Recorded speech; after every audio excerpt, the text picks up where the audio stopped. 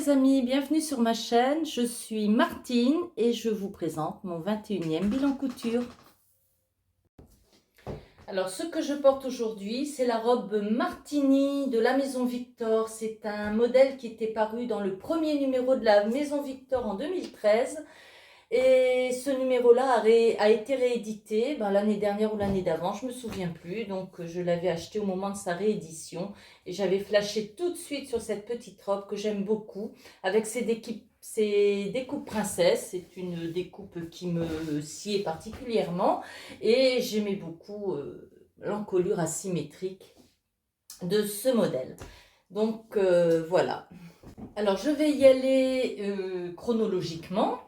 Et le premier modèle que je vais vous présenter, c'est ce t-shirt. C'est le modèle Vega de la maison de Studio Schnittreif, pas la maison, de Studio Schnittreif. Donc c'est un modèle qui a été cousu en duo avec Rachel, des cousettes de Mamie Rachel. On a pris l'habitude, on l'a fait déjà 2 fois, on va refaire. On a pris l'habitude de coudre ensemble un modèle. C'est pas vraiment une couture en duo parce qu'on ne, on ne se filme pas en train de coudre, mais on coud ensemble tout en discutant sur WhatsApp et puis c'est bien sympathique. Bon, c'est pas le modèle que j'avais fait en même temps qu'elle parce que j'avais choisi une résille que j'avais achetée en Turquie. C'était une résille mais hyper extensible. Et j'ai pas réussi à gérer l'encolure. J'ai eu déjà bien du mal à gérer les coutures, mais l'encolure impossible. C'était, je suis sûre, une élasticité d'au moins 200%. C'était impressionnant. Ça bougeait dans tous les sens et je n'ai pas réussi. Donc, j'ai pas voulu me laisser abattre. Et puis, une fois qu'on avait raccroché, et ben, j'ai fait celui-là. J'ai sorti ce tissu de mon tiroir et j'ai fait celui-là parce que je voulais pas me laisser abattre par un patron de t-shirt, surtout que c'est un modèle qui est relativement facile. Hein. Vous avez les manches à même, un devant, vous avez 2 dos qui se superposent et qui se rejoignent sur les piqûres de côté, et puis vous avez l'encolure à faire. Donc c'est une bande d'encolure tout simplement à poser à cheval en laissant 5 cm de vide entre les 2 dos. Donc c'est un joli modèle. Bon, de face c'est un modèle tout bête, hein, c'est un t-shirt, mais de dos, même si on le voit pas, nous, quand on se regarde dans la glace, j'ai pas pour habitude de me regarder comme ça. Donc, même si on ne voit pas, en tout cas, les autres le voient et puis c'est joli. Pour les ourlets, j'ai fait ça avec le fil au point droit, tout simple, avec le fil Seraflex, hein, de Méclair, puisque maintenant je le maîtrise, donc j'y arrive bien. Bon, le tissu, c'est un jersey de coton, je crois, que j'ai acheté à Casablanca. Je vais vous montrer ça, qui vieillit mal. Regardez comment il est. Il a déjà grisé. On voit plein de petits fils blancs sur le noir. Donc, bon, c'est un tissu qui vieillit très très mal. Dès le premier lavage, hein, avant de le coudre, il avait déjà bougé. Et bon, au fil des lavages, je l'aime bien, donc je le porte. Donc si je le porte, je le lave. Il a déjà été lavé 3-4 fois. Et puis, il va pas durer des années celui-là. Mais c'est rien. En attendant, je l'aime encore, malgré la grisaille du noir. Et puis je le porte. C'est un modèle que j'aime beaucoup et que je vous montre porter là tout de suite.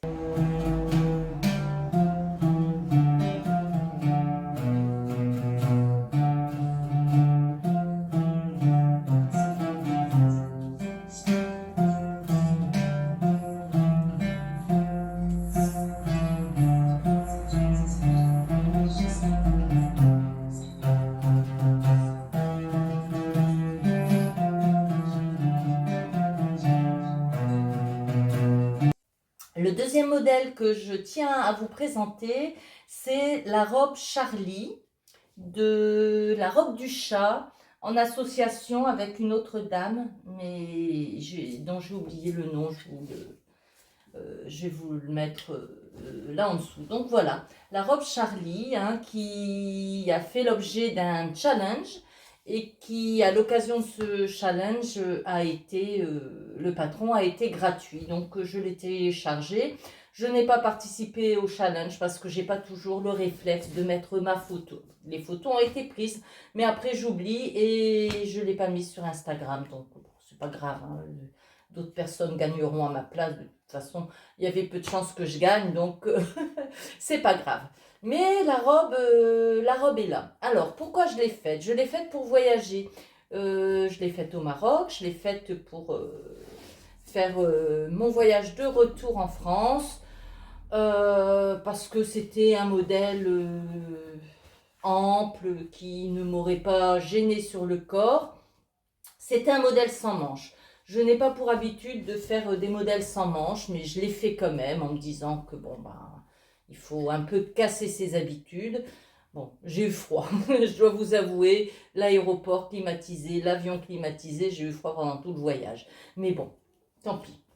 C'est quand même une robe que j'ai reportée par la suite et puis que j'ai beaucoup apprécié porter justement parce que elle est ample, donc elle est très très confortable. Donc c'est une robe avec une encolure, bon, normalement l'encolure comme ça, hein, une encolure tunisienne qui se termine là en patte polo. J'y ai mis 3 boutons. Euh, Trop décolleté à mon goût, hein, quand elle se plaçait comme ça, sans la pression, on voyait le début de mon soutien-gorge et puis j'aime pas ça, donc je lui ai mis une petite pression. Au Maroc, j'avais pas de pression, je l'ai remise qu'ici une fois que j'étais revenue en France, donc je dois vous dire que en plus du froid, ça qui s'ouvrait tout le temps, j'étais pas très à l'aise dedans pendant le voyage. Bon, c'est pas grave. Voilà, col chemise. Il y avait une version sans col chemise. Il y a plusieurs versions, hein, blouse, robe, col, pas col. Donc voilà. Au dos, un empiècement avec un pli creux. On le place sur la parmenture par la méthode du fourreau, hein, pour ne pas avoir de couture là. Enfin, c'est bien fini, hein. C'est une jolie petite robe. Je dis qu'elle est bien finie. Par contre, moi, j'aurais fait autrement pour la patte de boutonnage. Si vous faites bien attention, regardez, la patte de boutonnage, elle est placée comme ça, ce que je trouve pas très très joli. Elle aurait pu tout simplement être placée dans la parmenture et ça aurait été plus beau. La prochaine fois, je ferai comme ça. Bon, là, j'ai suivi les explications, j'ai fait comme c'était indiqué, mais je pense que si je la refais, et je vais sans doute la refaire, ne serait-ce qu'en petite chemise pour l'été prochain en coton, c'est super agréable à porter.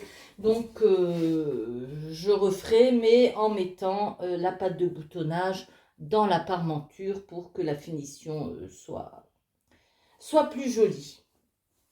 Donc voilà, la petite robe Charlie que je vous montre portée. Les photos portées ont été faites à Annecy, hein, pour Odile qui aime voyager en regardant mes vidéos. Coucou Odile. Je n'ai pas fait la vidéo portée tout de suite après l'avoir cousue. Je les ai faites plus tard. Je l'ai faite plus tard. Donc voilà, une petite vidéo portée de la robe Charlie sur les berges du canal à Annecy.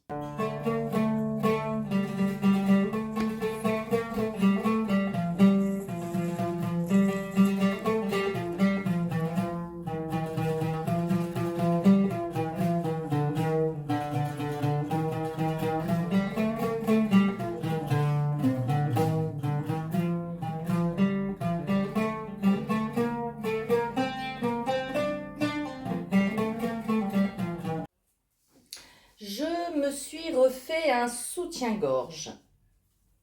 Donc voilà, toujours à partir du patron diamant avec étoffe malicieuse. Un diamant, c'est étoffe malicieuse. Avec une petite nuance, c'est que je n'ai pas fait les bonnets.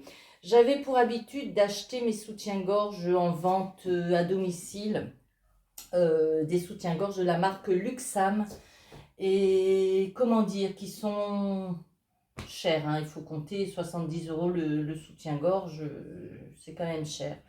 Mais qui dure plusieurs années. Sauf que ben, les premiers soutiens-gorge que j'ai achetés il y a des années, ben, ils commencent à s'user. Ils ne s'usent pas au niveau des bonnets. Les bonnets restent absolument impeccables. Mais au niveau des élastiques, ça ne tenait plus. Et comme ça ne tient plus, euh, c'est inconfortable. Donc, j'ai décousu mon soutien-gorge Luxam et j'ai remarqué que le tour du bonnet de mon soutien-gorge Luxam correspondait parfaitement au tour du soutien-gorge diamant d'étoffe malicieuse. Ben, ni une ni deux, je vais essayer de mettre les bonnets de mes anciens soutiens-gorge qui restent absolument impeccables, hein, sur des nouvelles structures qui, au niveau de l'élastique, seront correctes. C'est ce que j'ai fait et ça a marché.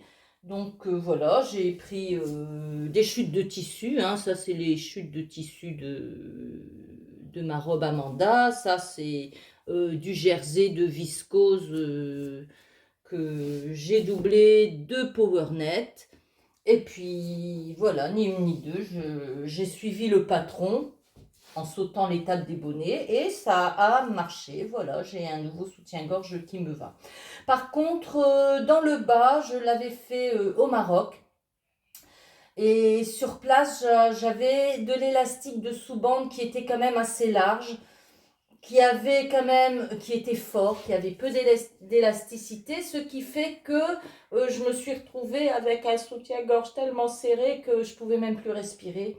Donc, arrivée en France, j'avais commandé chez Idonym des élastiques et j'ai remplacé l'élastique de sous-bande que j'avais mis par un élastique de sous-bande qui a beaucoup plus d'élasticité, qui est moins épais, donc qui ne s'enroule pas là en dessous. Et maintenant, ce soutien-gorge me va parfaitement. Donc, j'ai d'autres soutien-gorge Luxam dont les bonnets sont en excellent état, mais qui, au niveau des élastiques, ne maintiennent plus bien. Donc, voilà ce que j'ai décidé de faire. Mes prochains soutiens-gorge, ce sera des bonnets Luxam sur le modèle diamant de étoffe malicieuse. C'est vraiment le modèle de soutien-gorge que j'aime beaucoup, qui me convient. Et puis en fin de compte, comme ça convient à mes bonnets, aux bonnets de mes anciens soutiens-gorge, et ben voilà, l'étape des bonnets, c'est quand même fastidieux, c'est quand même difficile parce qu'il faut mettre les pièces dans le bon sens. Donc le problème est résolu. Donc voilà, mon soutien-gorge, moitié Luxam, moitié étoffe malicieuse, que je ne vous montre pas porter, vous comprendrez bien pourquoi. Alors, les réalisations suivantes concernent mon séjour en Savoie, chez Marion de Fil en Rêve. Coucou Marion, coucou les copines. Un séjour, mais alors quelque chose de magnifique. On cousait le matin, on cousait l'après-midi, on cousait la nuit, enfin, on cousait tout le temps. Et on s'est super bien entendu, ça s'est bien goupillé au niveau des repas, au niveau de tout, franchement. C'est une petite semaine qui m'a vraiment ressourcée. On s'est bien amusé, j'ai rigolé, j'ai ri à larmes, ça m'était pas arrivé depuis une éternité. Donc franchement, coucou les filles, et puis merci, merci, merci de cette super semaine que j'ai passée avec vous. En attendant, avant d'y aller, il fallait préparer l'affaire. Donc, je m'étais réalisée avec des chutes de tissu. J'essaie toujours d'utiliser les chutes. Je m'étais réalisé un petit sac de couture pour pouvoir emmener dans la salle de couture mes affaires sans les prendre sous le bras. Donc voilà, j'ai réalisé ce sac selon un modèle Boston. C'est une vidéo d'une chinoise. Alors, c'est pas parlé, c'est tout simplement écrit. Et c'est écrit en chinois, enfin, que je suppose être du chinois. Ou ça peut être aussi du coréen, ça peut être... Hein, on dit toujours chinois quand c'est asiatique, c'est pas obligatoirement chinois. Enfin, en écriture asiatique et en anglais aussi. Donc, ça a été relativement facile à suivre. Et j'ai réalisé ce sac pour emporter mes projets.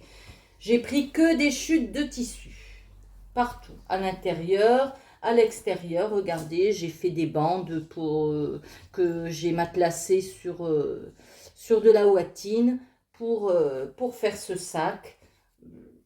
Toutes les couleurs y sont, hein. J'ai absolument pas fait attention aux couleurs. Et bah, ce sac, il est bien grand, il a été bien pratique. J'ai pu y transporter mes burdas, mes 3 projets déjà coupés. Et mes petites affaires, les épingles, les ciseaux, le découvite et tout ça que j'avais mis dans cette pochette. Donc voilà, des petits accessoires bien pratiques que je vais réutiliser sans doute, hein, puisque un truc de fou, me voilà partie pour le CAP couture. Un challenge entre filles là-bas, allez, t'es cap, t'es pas cap, on y va, on le fait, allez, bah, allez, on le fait. Donc voilà, ça me servira pour le jour de l'épreuve pour emmener mes petites affaires de couture, donc bien pratiques. C'est vrai que quand on se déplace, d'avoir un petit sac comme ça, c'est super bien. Je vous mets en barre de description le lien vers la vidéo. Si j'y arrive pas, je l'écrirai là-bas en bas. Mais en tout cas, il est facile à faire. Franchement, très très bien. Bon, regardez, à l'intérieur, c'est cousu comme ça. En fin de compte, c'est très ingénieux, ce qui fait que il est quand même très très facile à faire. Il n'y a pas à tout retourner, machin. Franchement, je l'aime beaucoup. Il est bien grand et ben voilà. Pour aller en Savoie et pour faire la route, je me suis réalisé une tenue que je n'ai pas mise puisque j'ai préféré porter mon t-shirt Vega parce que je l'aimais bien. Donc voilà. Mais la tenue est faite. Ouais, c'est pas. Je l'aime pas. C'est pas une des tenues que je préfère. Donc je vais la mettre, mais bon. Alors, elle est composée, cette tenue, d'un pantalon en lin que j'ai pas encore mis. Que j'ai pas encore mis. Bon, il est pas mal, hein. C'est un pantalon à taille élastiquée, tout simple, avec des poches italiennes, d'après un patron que j'ai retrouvé dans mes patrons, je ne sais pas d'où il vient, un patron pantalon taille élastiquée. J'ai dû faire ça d'après un pantalon existant. Alors, le tissu, c'est du lin, du 100% lin que j'ai acheté. C'est un rideau que j'ai acheté chez Ikea à 3 € dans le coin des bonnes affaires. Donc, un rideau, j'ai fait ce pantalon. J'ai encore de quoi faire autre chose dedans, ce que je vais sûrement faire. Bon, c'est pas parce que je ne l'ai pas encore porté qu'il ne me va pas. Il me va, hein. Mais bon, ouais, je sais pas. C'est peut-être la couleur, c'est pas mes couleurs. Moi, je suis plus dans le bleu, dans les bleus, dans les rouges, les marrons comme ça, c'est pas ce que je porte habituellement. Mais bon, en se faisant un peu violence, je le porterai sûrement avant la fin des beaux jours. Ben, je vais le mettre demain, tiens. Ce sera ce sera la bonne occasion. Donc voilà, pas grand-chose à dire sur ce pantalon, hein, qui est ma foi très très facile à faire, hein. Il n'y a que les poches italiennes à faire et puis après la ceinture élastiquée est coupée à même, donc il n'y a qu'à la remplier 2 fois et puis glisser l'élastique, c'est tout simple. Et avec ce pantalon, je me suis réalisé une chemise Dorothy. Alors la chemise Dorothy, Je l'ai faite dans une petite broderie anglaise festonnée. Je l'ai faite sans manches parce que bah, j'avais déjà fait la robe Charlie et puis ma foi, le sans manches, ça va quand même. Je suis pas si mal à l'aise que ça. Et j'avais pas suffisamment de tissu pour lui mettre des manches. J'avais acheté qu'un mètre, donc voilà la petite blouse Dorothy dans cette broderie anglaise. La broderie anglaise était festonnée, donc j'ai suivi le feston pour la coupe. Je lui ai mis des boutons noirs. Je pense que c'est pour ça que j'aime pas. Enfin, tous les boutons ne sont pas noirs. J'ai que ceux-là sont bleu marine et ceux-là sont noirs. Je trouve que ça contraste, oui, contrasté, ça contraste trop. Et c'est peut-être pour ça que j'aime pas trop la mettre et que j'ai pas encore remis l'ensemble avec le pantalon. C'est bon, la petite blouse, je l'ai déjà mise, mais je pense que je vais changer les boutons parce que et puis éventuellement descendre un peu le pli le pli. Enfin, je vous montre quand même une photo portée de cet ensemble. C'est bon, c'est pas vilain, c'est pas ma tenue préférée. C'est pour ça que j'en ai plein d'autres. Comme je cours, ben, j'en ai plein des tenues que je préfère à celle-là. C'est pour ça que je la mets pas, même si elle me va. Mais bon, je vais tâcher de la mettre quand même. En tout cas, je vous la montre portée.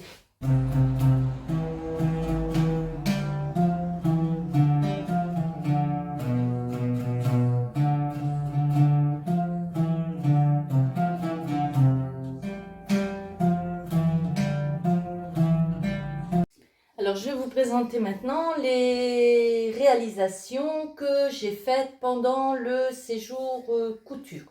On était plusieurs à avoir prévu de faire la veste Pilar de Maison Fauve. C'était pas mon projet initial, mais quand j'avais vu dans le groupe Instagram que d'autres personnes voulaient la faire, je me suis dit, ben, je vais la faire aussi. Comme ça, on la fera ensemble. On l'a pas toute faite à la même allure. Mais en tout cas, j'ai pu la finir. Et la voilà donc. Hein. Donc, je l'ai faite dans un serge de coton. Dans un serge de coton vert sapin que j'avais acheté chez Benitex. Il y a longtemps que je l'ai, ce serge de coton. Il y a 2 ans, 3 ans. Je l'avais acheté pour faire un pantalon à mon mari. Et puis pour finir, ben voilà, c'est une petite veste Pilar de Maison Fauve. Alors elle est très jolie cette veste, c'est une veste en jean, on pourrait dire quasiment normale, avec les poches plaquées sur la poitrine, les empiècements avec la poche, bon pas très profonde, mais de toute façon il n'y a pas de possibilité de la faire plus profonde dans la mesure où elle est coincée dans la surpiqûre de la patte de boutonnage, donc il n'y a pas moyen. Mais bon. Et les poches plaquées sont des vraies poches dans lesquelles on peut mettre quelque chose. Donc tous les codes de la veste en jean avec quelque chose de plus, ce sont ces pinces surpiquées en forme de soleil au niveau de l'encolure, ça c'est très joli.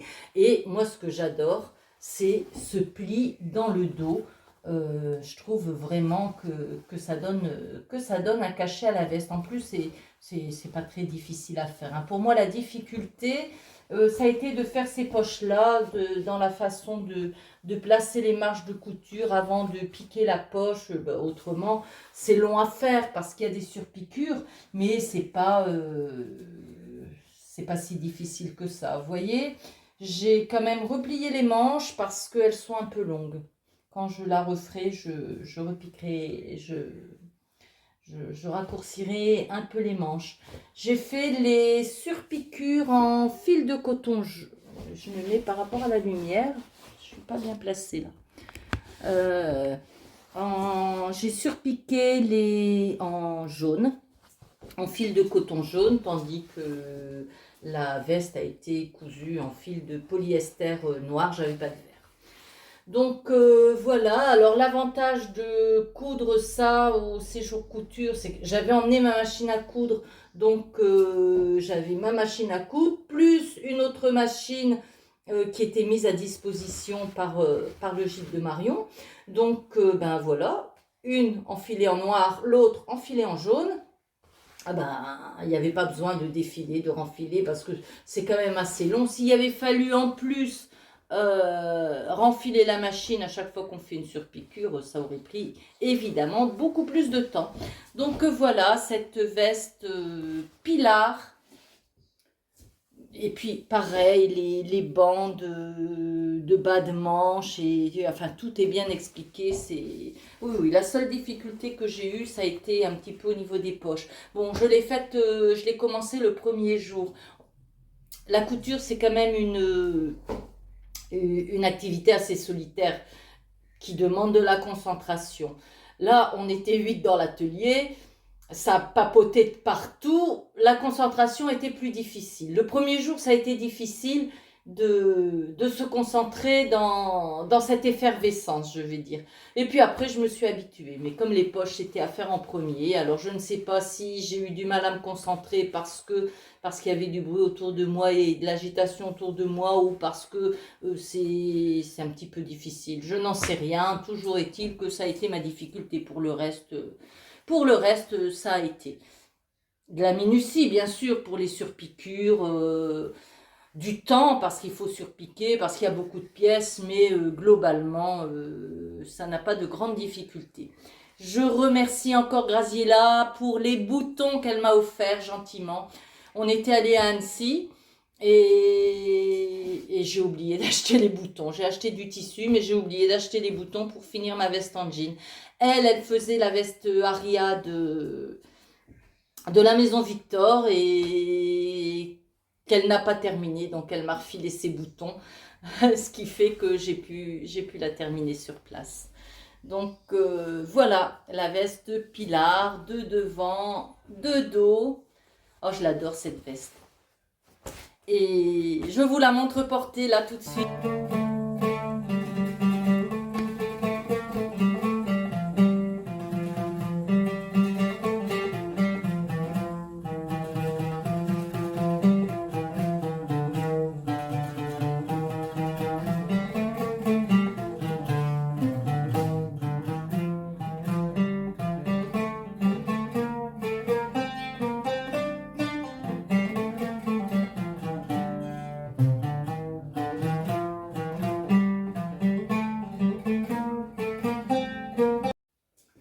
Pendant le séjour, j'ai réussi à faire un deuxième projet. J'en avais prévu 3, j'en avais pris 3. J'ai réussi à en faire 2. Donc ce deuxième projet que j'ai réalisé, c'est une petite veste gilet, cardigan, oui, de Burda. Alors, sur le catalogue Burda, cette veste ne m'inspirait pas du tout. Le dessin technique un petit peu plus. Et puis je l'ai vu, mais il y a longtemps, hein, sur le bilan couture de Juff et de la couture de Julie, qui coud beaucoup de Burda. Et j'aime beaucoup voir ses bilans couture. Et elle l'avait faite. Et puis je m'étais dit, je vais la faire aussi parce qu'elle est très très jolie. J'avais un tissu jacquard. Au Maroc, c'est ce qu'on appelle du gym.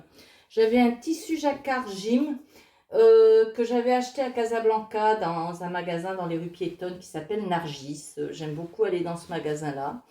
Ils avaient des coupons en promotion. J'ai eu un coupon de 2,50 m pour 8 euros.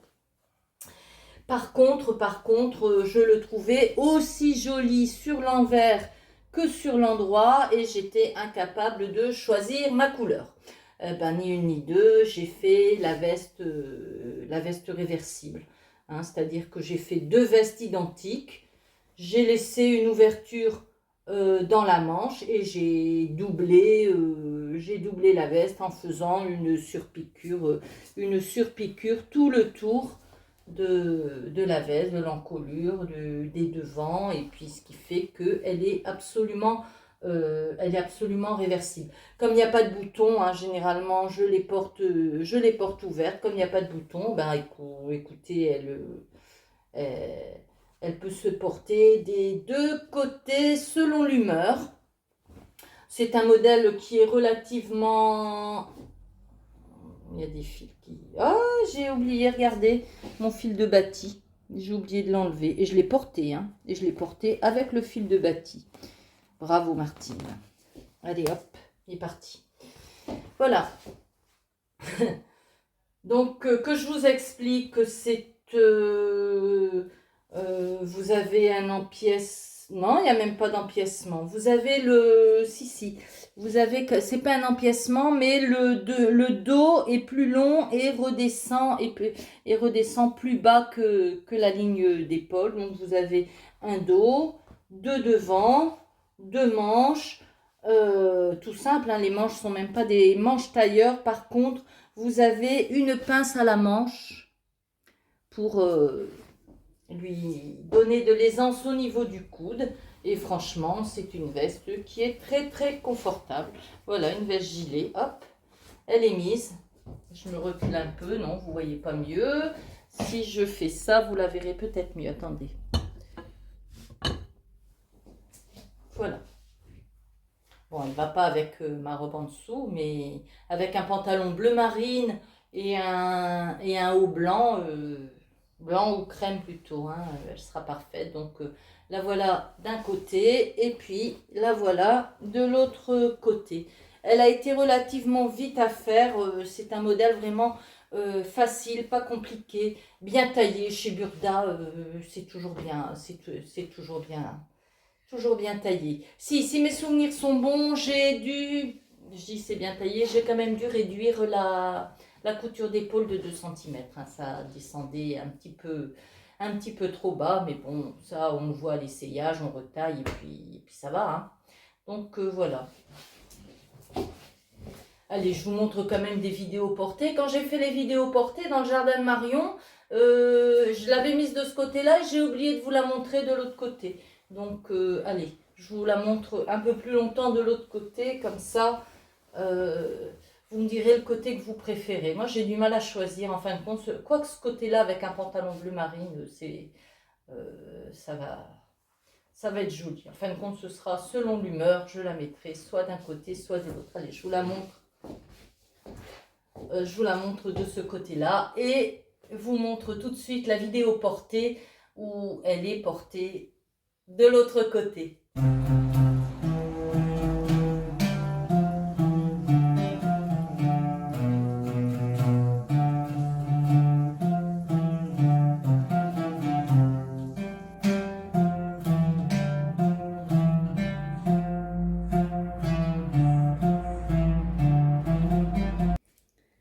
J'avais emmené 3 projets chez Marion, en Savoie, Haute-Savoie, enfin bref, là-bas, dans les Alpes. Celui-ci, j'ai pas eu le temps de le coudre. Hein. J'ai cousu la veste Pilar, la veste Burda, et ça, c'est une tunique qui est tissu toujours Burda, un Burda Curvy, le premier de cette année, hein, le Burda Curvy 2022. Moi, j'ai l'avantage de pouvoir m'habiller dans le Burda Style et dans le Burda Curvy, puisque chez Burda, je m'habille en 44 et puis c'est la taille qui est commune sur les deux catalogues. Donc, je me suis abonnée au Curvy et au Style. Et franchement, ça, c'est une chemise que j'aime beaucoup, beaucoup, beaucoup. Alors, c'est la première fois, vous allez me dire, que j'ai pas fait à ma tête et que j'ai suivi les explications Burda. On dit qu'elles sont, bon, ça a peut-être changé, hein, mais en tout cas, il y avait des schémas, il y avait du texte que j'ai compris, donc elles sont pas si monstrueuses que ça, ces explications Burda. D'habitude, je les suivais jamais, je fais toujours comme je sais faire. Mais là, comme je vais passer le CAP, il faut quand même que j'apprenne à suivre les gammes de montage et que j'apprenne à respecter ce qu'on me demande. Ce que j'ai fait à la lettre pour cette chemise. Par exemple, les manchettes et le col, si j'avais pas suivi les explications, j'aurais pas fait comme ça. J'ai suivi les explications et puis ben, ma foi, ça a été aussi. Et puis c'est... ça a été aussi, ça n'a pas été plus difficile et au moins ça m'a appris une technique que je ferai. En fin de compte, moi, quand je faisais un truc comme ça, que ce soit l'encolure, je cousais sur l'extérieur et je ne surpiquais pas après, mais je cousais à l'intérieur au point à la main. Et là, c'est surpiqué et puis ben ça va, c'est dessus parce que comme c'est bâti au préalable, pré-plié, bâti, eh ben, la couture elle prend le tissu à l'arrière, hein, puisque bon, la surpiqûre, maintenant je sais, elle doit se faire obligatoirement sur l'avant, sur l'endroit, puisque le point est plus joli sur l'endroit que sur l'envers. Donc voilà, c'est une veste, c'est une blouse, une tunique à plastron. Ma difficulté, ça a quand même été de faire cette partie-là parce que les deux pattes de boutonnage sont entoilées, donc j'ai eu du mal à plier, à prendre tous les tissus. Il y avait le passepoil, il y avait quand même les deux épaisseurs de passepoil, les épaisseurs des manches et puis les épaisseurs du devant, cette partie-là était un peu difficile, mais autrement, pas de grande difficulté. Alors pareil, moi, si j'avais fait à mon idée, il est clair que j'aurais fait la méthode du burrito pour l'empiècement. Mais c'est pas comme ça que ça se fait, hein. Ça se fait, on replie au fer à repasser, on bâtit et on fait une surpiqûre et ça prend à l'arrière hein, vous retrouvez l'arrière de la surpiqûre, donc ma foi, c'est pas le burrito, mais on a la surpiqûre et c'est joli aussi avec une surpiqûre plutôt que sans couture apparente ou la méthode du burrito et une surpiqûre faite après. Moi, c'est comme ça que je faisais. Là, franchement, c'est deux en un et c'est bien. Donc, c'est une tunique à plastron avec des plis plats. Des plis plats sur l'avant, des plis plats sur le dos qui lui donnent une belle ampleur et franchement le tissu j'aime beaucoup, hein. C'est un coton, alors il n'y a qu'un magasin à Casa où j'ai trouvé du 100% coton. Il est très très beau, il est assez fin et j'ai décidé de lui mettre un petit passepoil beige. Pour les boutons, j'ai mis des bleus marines, j'en avais des oranges, exactement comme ça, qui étaient jolis, mais je n'en avais que 3 et il en fallait plus que ça, hein. Bon, il en fallait 1, 2, 3, 4, 5, j'en ai mis 5. Bon, là, il en fallait au moins 4, plus 2 au niveau des manches, donc voilà. Pour les manchettes, fente indéchirable. Donc voilà, tout de la technique, mais en suivant les explications, ça s'est super bien passé et je trouve que cette blouse est très très jolie, j'aime beaucoup. En plus, elle me va bien, elle sied à ma morphologie, donc tout va bien. Allez, je vous montre sa portée tout de suite.